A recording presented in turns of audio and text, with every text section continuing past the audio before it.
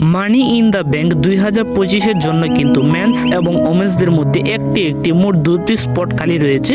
তো সেই দুটি স্পট কিন্তু আগামী রয়ের এপিসোডে আমরা দুইজন মেন্স এবং ওমেন্স রেসারদের মধ্যে পেয়ে যাব। শেষ যে দুজন মানি ইন দ্য ব্যাংকে কোয়ালিফাই করতে যাচ্ছে। তো নেক্সট উইক রয়ের এপিসোডে আমরা দেখতে পাবো এল গ্র্যান্ডে আমেরিকানো, সিএম পাঙ্ক এবং কি এজ স্টাইলের মধ্যে একটি ট্রিপল থ্রেট ম্যাচ। তো এই ম্যাচটিতে কার বেশি সম্ভাবনা রয়েছে মানি ইন দ্য ব্যাংক ল্যাডার ম্যাচে পৌঁছে যাওয়ার জন্য?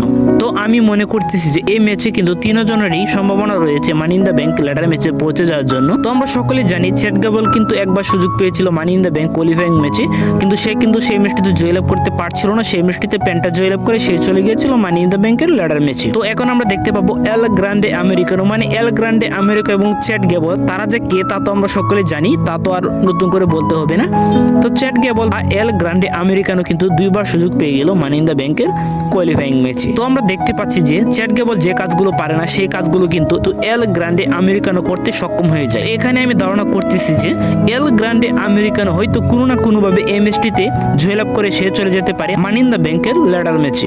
এছাড়া বিগত বছরগুলোতে কিন্তু আমরা এজ স্টাইলকে ভালো কোনো জায়গায় দেখতে পাচ্ছি না। তাকে কিন্তু WWE-তে শুধু রেখেই দিয়েছে ট্রিপল এইচ, এবং তাকে দিয়ে খুব ভালো কোনো ম্যাচ আমরা তাকে দিয়ে দেখতে পাচ্ছি না। বাট সে কিন্তু WWE-তে বর্তমান আছে, সে কোনো চ্যাম্পিয়নই কিন্তু হচ্ছে না বর্তমান সময়ের দিক দিয়ে আমরা দেখতে পাচ্ছি। তো সেও যদি এই ম্যাচটিতে জয়লাভ করতে সক্ষম হয়ে যায় এবং সে যদি চলে যেতে পারে মানি ইন দ্য ব্যাংকের ল্যাডার ম্যাচে, তাহলে সেই বিষয়টি কোনোভাবে মন্দ হবে না, সেটিও একটি ভালো বিষয় হতে যাচ্ছে। এছাড়া সেমি জনও কিন্তু মানি ইন দ্য ব্যাংকে কোয়ালিফাই করতে পারেনি। তো এখন ধারণা করা হচ্ছে যে সিএম পাঙ্ক হয়তো মানি ইন দ্য ব্যাংকের ল্যাডার ম্যাচে চলে যেতে পারে, কেননা সেখানে রয়েছে সেথ ফ্রিকেন রলিন্স। তো মানি ইন দ্য ব্যাংকে অলরেডি যে 5 জন মেন্স সুপারস্টার রয়েছে তাদের সাথে কারোর কিন্তু মোটামুটিভাবে সেথ ফ্রিকেন রলিন্সের স্টোরি নেই। তো সেখানে যদি আমরা সিএম পাঙ্ককে দেখতে পাই তাহলে তাদের মধ্যে একটি ভালো ম্যাচ আমরা দেখতে পাবো মানি ইন দ্য ব্যাংকের ল্যাডার ম্যাচে। তো সেই সুবাদে হয়তো আমরা দেখতে পেলাম CM punk money in the ব্যাংকের ল্যাডার ম্যাচে পৌঁছে গেল। তো সেখানে কিন্তু আমরা 3 জন থেকে যে কোনো একজনকে দেখতে পাবো।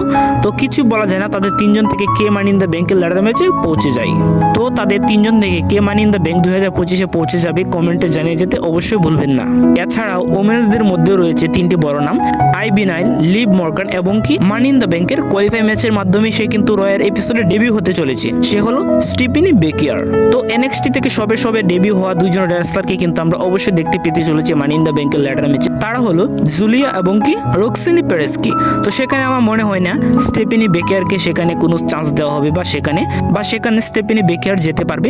এবং কি আইবি নিলে বর্তমান যে পারফরমেন্স আমরা দেখতে পাচ্ছি WWE-তে, আমার মনে হয় না সেও চলে যেতে পারবে মানি ইন দ্য ব্যাংকের ল্যাডার ম্যাচে। সেখানে হয়তো আমরা আবারও দেখতে পেলাম লিভ মর্গান কোয়ালিফাই করতে সক্ষম হয়ে গেল এবং কি সে চলে গেল মানি ইন দ্য ব্যাংকের ল্যাডার ম্যাচে।